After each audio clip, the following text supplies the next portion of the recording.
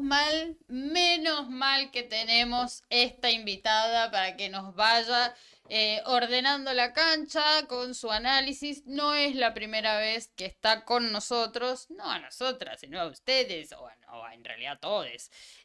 Nos ordena mucho poder conversar con ella. ¿Ya está del otro lado? Ya Ya la está. presentamos, Sí, vamos. entonces le vamos a dar la bienvenida calurosa a Canela Crespo. Ella es una compañera militante feminista, militante del MAS y PSP e integrante de Casa Tomada Bolivia. Bienvenida, Canela, ¿cómo estás? Hola compañeras, qué gusto escucharlas. Me ha asustado con el resumen que han hecho, debo decir, ¡Ay! porque hay un montón de cosas para decir y realmente es preocupante lo que está pasando ahora acá, ¿no? ¡Ay, Bueno, bueno! vamos por tranquila. Relajémonos, Vamos sí, por vamos a partes. tomarnos nuestro Tranquila. Vamos por partes. Podemos comenzar con esto un poco en relación a la suspensión de las primarias, ¿no? Que ahí que nos comentes, que nos puedas compartir un análisis, qué implica, qué significa eso, la suspensión de las elecciones de las primarias. Pues sí, yo antes de hablar de las primarias sí quiero hablar un poquito de la economía del país, ustedes Bueno, ya lo Dale, decían, claro que dale. ¿no? sí. Porque en realidad porque ese es el contexto real que va a desencadenar todo lo que pasa después, ¿no? Toda la política en este momento está transversalizada por nuestra situación económica, ¿no? Ustedes ya saben que hace más de un año hay un tema de escasez de dólares aquí en Bolivia. Y eso ha generado la apertura de un mercado de dólar paralelo, ¿no? Por primera vez tenemos un dólar blue. Digo Conocemos por en primera vez, Argentina. igual digo los últimos 20 años, Claro. ¿no? Porque, por ejemplo, para mi generación esto es muy claro, porque yo nunca había visto un dólar que tenga un precio diferente al dólar oficial, que además estaba fijado en 6,96 desde el 2007, 2008, ¿no? Entonces, ahora, con la escasez de dólares, se ha generado un mercado paralelo, se ha aperturado un mercado paralelo de un dólar blue, justamente, que hace unas 2, 3 semanas ha alcanzado incluso el doble en las calles del precio oficial. Ahora eso ha bajado un poco, pero sigue siendo el precio mayor al oficial, Uh ¿no? -huh. Eh, esto tiene muchos resultados posibles. Y el más preocupante es que de nuevo se abre la posibilidad de adquirir, de que haya una necesidad en realidad de adquirir deuda externa, justamente por esta carencia de dólares. Y además ha generado otro gran problema, que ustedes ya lo mencionaban también, la escasez de combustibles, ¿no? Eso pasa porque por la escasez de dólares no estamos pudiendo importar gasolina y diésel y no estamos pudiendo pagar, por ende, los servicios que contrata YPFB para suministrar de combustibles a todo el país. Ha generado de nuevo eso grandes movilizaciones de sectores, sobre todo de sectores de transportistas, transporte pesado, de gremiales, de comerciantes, ¿no? Que ven que los precios de todo están empezando a subir, ¿no? Porque Claro. no hay combustible y en las calles ellos deben vender más caro y por ende en la sociedad la gran conversación es que todo está subiendo, ¿no? En los mercados, la fruta, la verdura, la comida, absolutamente todo está subiendo.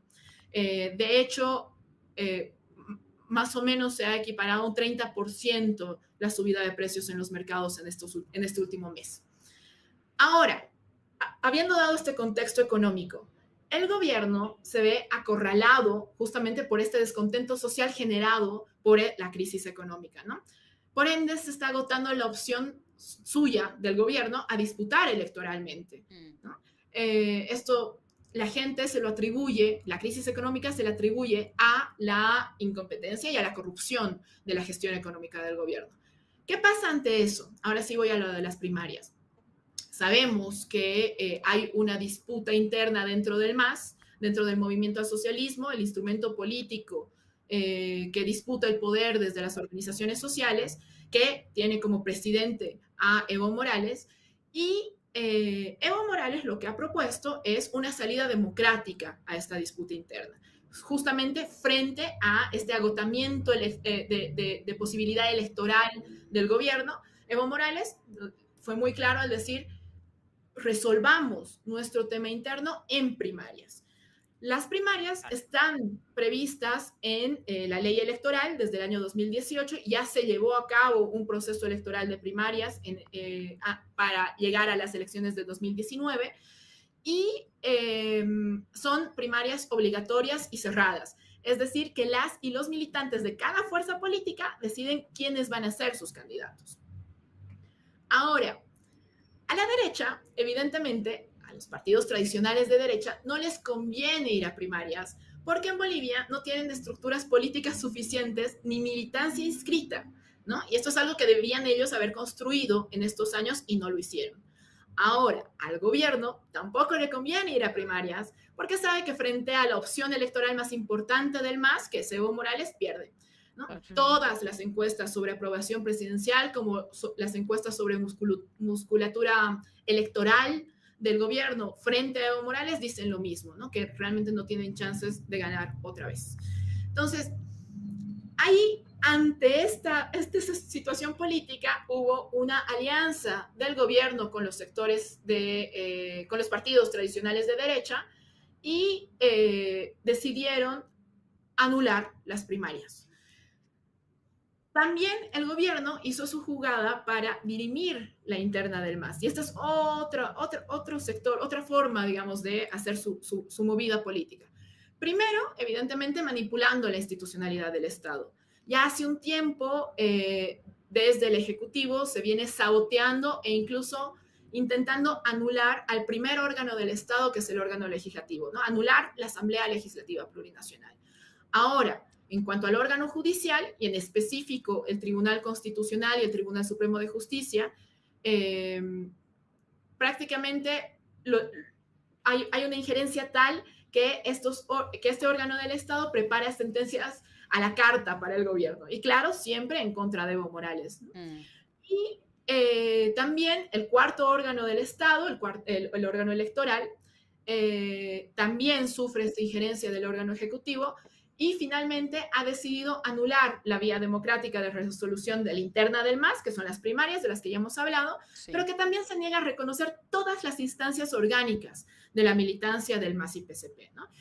Yo creo que es un escándalo que se haya negado a reconocer el Congreso del AUCAEñi del año pasado, de octubre del 2023, pero también que se siga negando a supervisar el Congreso de Villatunari, que va a suceder los primeros días de septiembre, y también ya se ha negado una vez, hace un par de meses, a supervisar un congreso en Villatunari también. ¿Qué significa esto? Pues, primero que la institucionalidad del Estado está volcada a inhabilitar a Evo Morales y también a proscribir al MAS.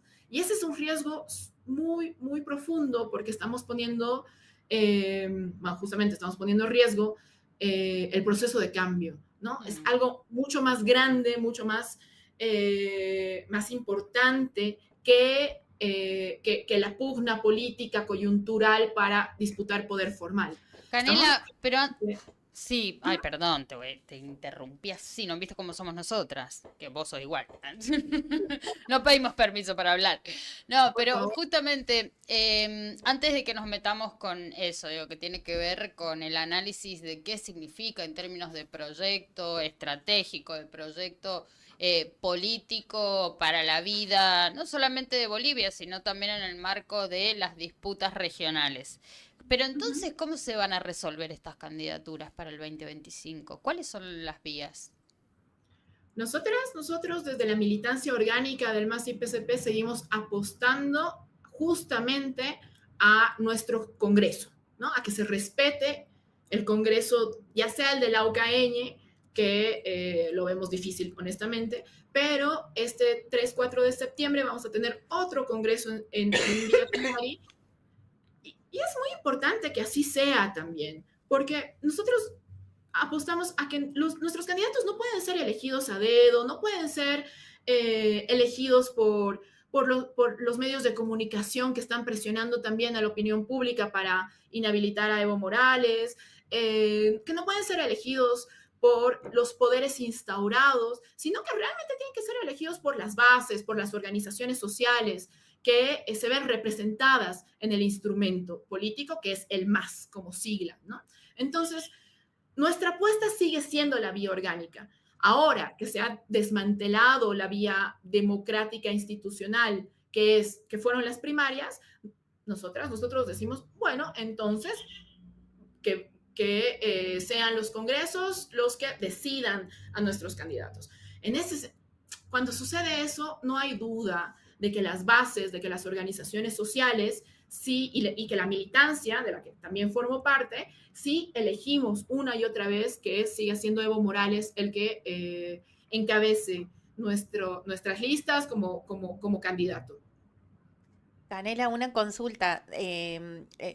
¿Barajan la posibilidad, en caso de que no pudiera ser el expresidente Evo Morales quien se presentara a elecciones, otros perfiles, otros compañeros de ese movimiento que están por ahí perfilándose para poder presentarse en caso de que esto no fuera posible? Estamos apostando a dar esa discusión cuando sea pertinente. Realmente en este momento, justamente porque las bases de las organizaciones sociales y la militancia del MAS y PEP-CP estamos convencidas y convencidos de que tiene que elegirse en nuestras instancias orgánicas, debe pasar primero por ahí y siempre, y tanto en la Ocaña como en Villatunari, ya hemos elegido que sea Evo Morales.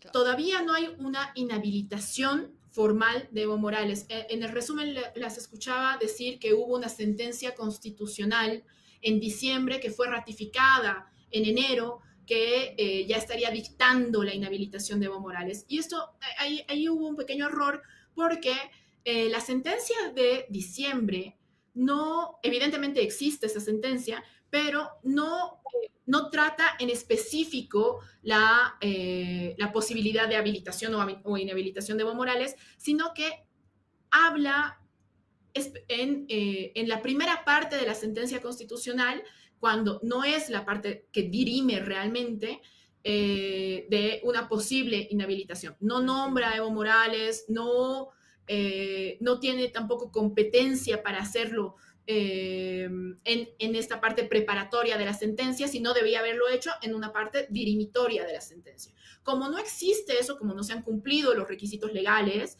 pues Evo Morales en este momento sigue habilitado. Tanto es así que justamente en las preguntas que plantea Luis Arce para un posible referendo que se llevaría a cabo el 1 de diciembre, la premisa de la pregunta sobre la habilitación o inhabilitación, cuando uno la lee la pregunta, da a entender de forma muy clara que en este momento está habilitada la reelección continua por un mandato y discontinua también, ¿no? Entonces, no hay en este momento ninguna herramienta legal que asegure que Evo Morales está inhabilitado. Ahora, ¿puede suceder? Sí puede suceder. Ese es un riesgo latente. Nosotros desde la militancia del MAS, desde las bases de las organizaciones sociales, seguimos, mientras el contexto legal lo permita, pues seguimos apostando a que él sea nuestro candidato.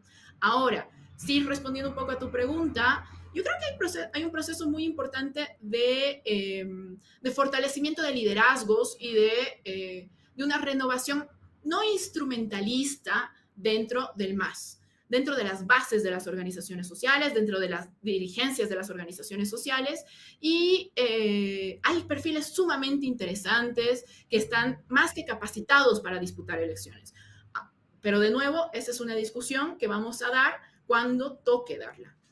Canela, un poco recién hacías referencia, ¿qué impacto crees que puede tener la consulta popular, ¿no? En relación a esto de la reelección o no, y en relación a la subvención de los combustibles, que también nos comentabas al principio? Bueno, mira, este referendo ya es parte de un guión ya instaurado en la región para inhabilitar a los liderazgos populares más importantes de nuestros procesos revolucionarios. En otros países ha pasado por otras vías, justamente el caso de Cristina en Argentina, el caso de Lula en Brasil, su inhabilitación ha pasado por un proceso de lawfare controlado por órganos judiciales, poderes judiciales, jueces, medios de comunicación, etc. ¿no? Sí. Pero hay un caso que resalta, que es el de Ecuador. En 2018, Lenín Moreno llamó a un referendo con la intención justamente de modificar su constitución política para anular la posibilidad de reelección de Rafael Correa antes de unas elecciones. Parece casi calcado, ¿no? Parece que hubiera utilizado la misma receta. Luis Arce pretende copiar al pie de la letra justamente la pregunta del referendo de Ecuador de 2018 y ha propuesto que el día de las elecciones judiciales que están planeadas para el 1 de diciembre, se lleve a la par un referendo y la pregunta está planteada de tal manera que la respuesta pretende inhabilitar realmente, legalmente, a Evo Morales, ¿no? Ese es el motivo político detrás del referendo. Las otras dos preguntas, antes eran 4 preguntas, ahora son 3. Sí. Las otras 2 preguntas son sobre justamente los combustibles, ¿no? Sobre si la población está de acuerdo o no con levantar el subsidio a la gasolina y levantar el subsidio al diésel. Hasta hace un par de semanas había una 4ª pregunta, y este es otro gran tema que se está abriendo ahora como discusión en Bolivia, que trataba sobre los escaños que se le otorgan a cada región del país, cada departamento del país. Justo hoy se dieron los resultados preliminares del censo de población de este año, que se llevó a cabo este año, y los resultados, bueno, las cifras que lanza el censo, los resultados preliminares, abren la posibilidad de discusión entre las regiones, incluso de pelea entre las regiones, una situación de tensión muy fuerte para ver quién se queda con más escaños de representación en la Asamblea Legislativa, ¿no? Entonces, la 4ª pregunta en el referendo ha sido anulada, pero esa discusión de todas maneras se va a dar y va a generar también tensiones. Entonces, haciendo una pequeña recapitulación, estamos con muchos temas abiertos que generan no solo tensión, sino también que van a movilizar a la gente en algún momento. Crisis económica, el referendo mal planteado, pero además utilizado como una movida política para dirimir la interna del MAS, cómo va a responder justamente la militancia del MAS, las organizaciones sociales. Otro tema que son las elecciones judiciales. Estamos ya Eso, y las elecciones judiciales, te iba a preguntar. Las elecciones judiciales son, a ver, para hacerlo lo más resumido posible, porque también es otro gran tema. Las elecciones judiciales están previstas en nuestra Constitución Política del Estado, es decir, las y los bolivianos elegimos a nuestras autoridades judiciales, jueces, magistrados, en distintos tribunales, etcétera, ¿no? Entonces, el mandato de estas autoridades judiciales terminó el 31 de diciembre del 2023. Sí. Ellos mismos se fabricaron, dentro del Tribunal Constitucional Plurinacional, se fabricaron una sentencia para autoprorrogarse en sus cargos. Por eso, nosotros decimos que se trata de un órgano ilegal e ilegítimo en este momento. Desde el gobierno justamente han pateado a las elecciones hasta lo más que han podido, pero ha sido la presión social y ha sido la calle, las movilizaciones, las que lo han obligado a ponerle fecha. La fecha, 1 de diciembre. Ahora, lo que plantea el gobierno es que el referendo se lleve a cabo también el 1 de diciembre.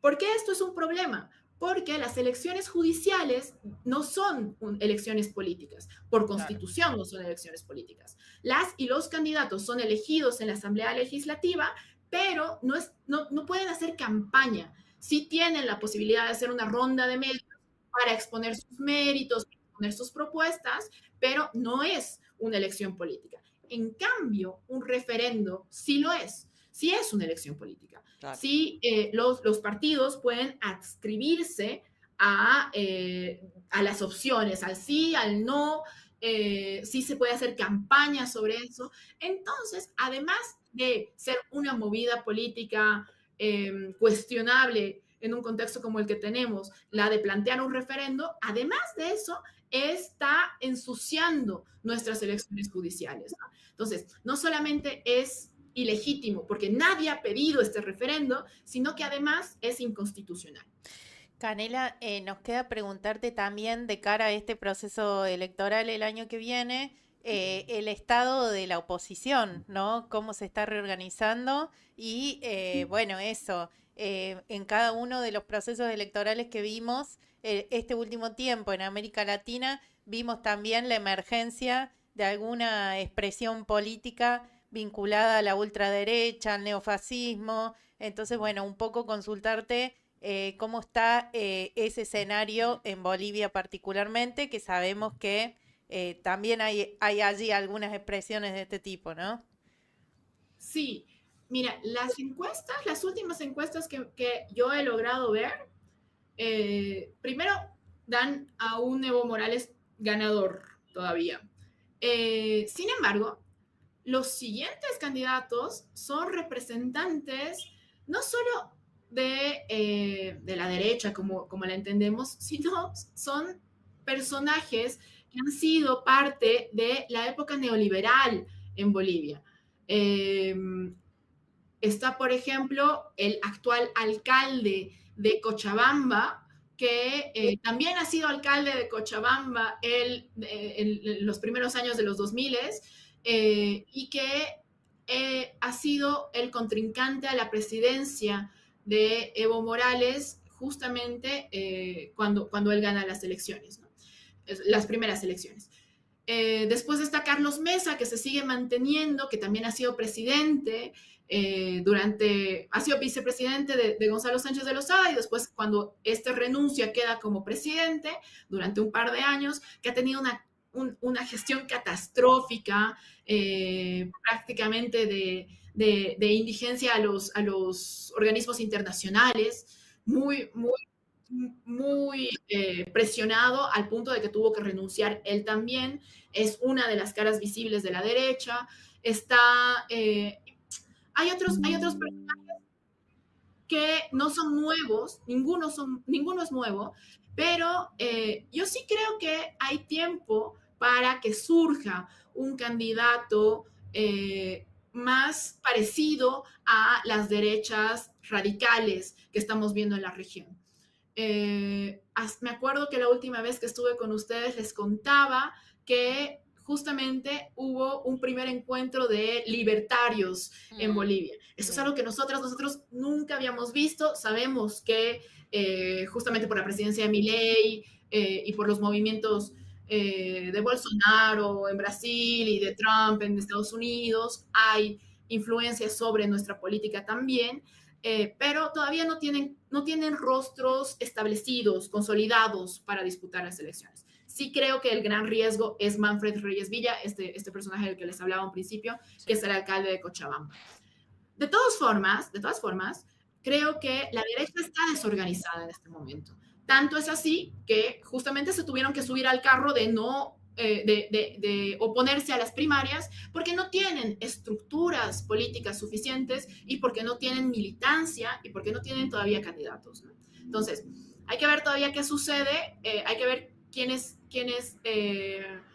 se postulan, pero yo no creo que haya una opción unitaria tampoco desde la derecha, que es otro gran tema que podría poner en riesgo nuestra intención electoral.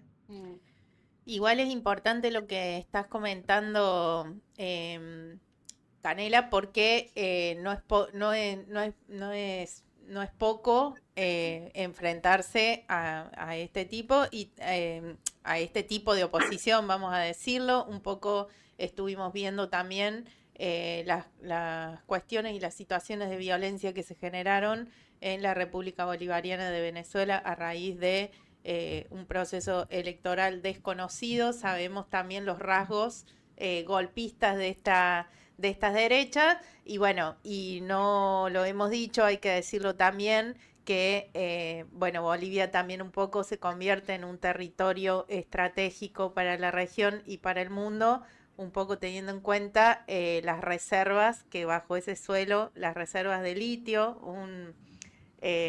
un insumo estratégico también en el proceso de transición energética a nivel mundial, que bueno, que reposan bajo el suelo boliviano y haciendo parte también de ese triángulo de litio donde están la mayor reserva certificada del mundo, ¿no? Entonces, bueno, un poco también para terminar de entender lo que se pone en juego cuando hablamos de quiénes o en manos de quiénes van a estar esos recursos también después de ese proceso electoral. Sí, yo le sumaría a eso, lo que me parece que empezabas a desarrollar vos cuando te interrumpí, pero que tiene que ver sobre esta riqueza y recursos estratégicos cuantiosos y valiosísimos para quienes pretenden dominar la transición energética y por lo tanto el modelo productivo a nivel global en esta fase digital del capitalismo, esto que va de la mano, que es la posibilidad de seguir construyendo una revolución propia, plurinacional y profundamente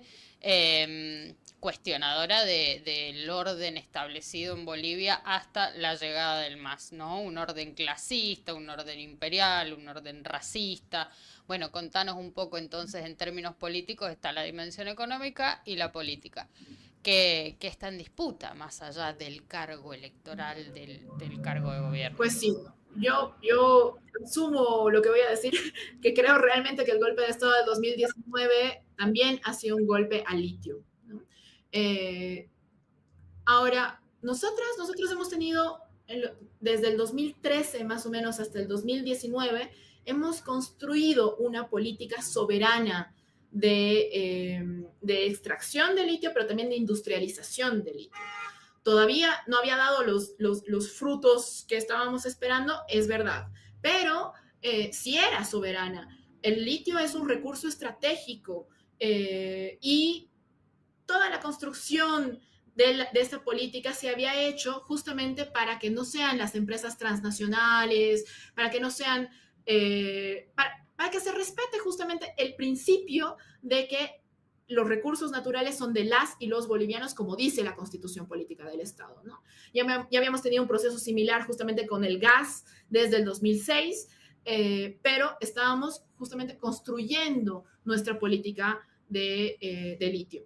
Ahora, el golpe de Estado del 2019 ha sido también, ha truncado esa política soberana de litio. Pero el 2021, bueno, 2020 cuando asume Luis Arce, pero el 2021 cuando realmente ejerce, tampoco es que haya mejorado. Nosotros estábamos esperando que la producción, por ejemplo, de carbonato de litio se disparara en 2021 como estaba previsto que suceda antes del golpe de Estado. Y no solamente no sucedió, sino que parece que se eliminó la posibilidad de que así sea. ¿Por qué? Porque en 2021 el gobierno de Luis Arce eligió cambiar de estrategia para la extracción del litio. Entonces optó por la EDL, que es la extracción directa de litio, que es otra, en realidad técnicamente es otra forma de extraer el litio del salar. Y esto fracasó. Nosotros estábamos esperando que sea una forma más moderna de extracción, que sea más amigable con el medio ambiente, así nos la vendieron, pero fracasó. Entonces, lo poco que producimos en este momento de carbonato de litio es producto de las piscinas y de las plantas piloto que se construyeron hasta el 2019. Ahora no tenemos nuevos resultados de este proceso que nos vendieron como industrialización de litio, pero los necesitamos, justamente porque también el gas o la producción de gas se ha ralentizado y no podemos depender solamente del gas, pues, ¿no? Y además lo vemos ahora que en momentos de crisis económica nuestra prioridad está en importar combustibles. Evidentemente no tenemos petróleo, pero sí gas, pero no está siendo suficiente la producción nacional para garantizar el mercado de combustibles básico que necesitamos, ¿no? Para movernos, para vivir, para absolutamente todo. Entonces, ese es un tema importante porque justamente lo que estamos viendo, que la crisis económica es producto de una mala gestión económica, siendo además el presidente uno de los estandartes de la economía, del proceso de cambio, la incompetencia de su gestión económica, pero también hay muchos casos de corrupción. Tanto es así que sabemos, ni siquiera por medios bolivianos, sino por medios internacionales, que uno de los personajes que comercia con nuestro litio es el hijo del presidente, ¿no? Marcelo Arce no tiene ningún pudor en sacarse fotos con grandes empresarios rusos, con grandes empresarios europeos, con los que se sabe que se está negociando nuestro litio. Los convenios sobre el litio deberían ser públicos por constitución y en este momento no lo son. El gobierno también ha decidido ocultarlos. Entonces, hay un entramado de circunstancias que nos llevan a la crisis económica en la que estamos en este momento. Muchísimas gracias, Canela. Excelente tu análisis. Seguramente que vamos a estar en próximos programas conectándonos con vos, comunicándonos. Y bueno, te agradecemos y por supuesto también la comunidad de Nodal se prende por venir a contarnos un poquito, bueno, qué es lo que está pasando y que podamos ir entendiendo y también acompañando y siguiendo de cerca el proceso boliviano. No, muchas gracias a ustedes. A mí me gusta mucho estar en este espacio con ustedes, compartir con ustedes y claro, seguir hablando de Bolivia porque hemos visto, hay un montón de temas abiertos en los que vamos a necesitar acompañamiento. Y claridad como la tuya. Sí.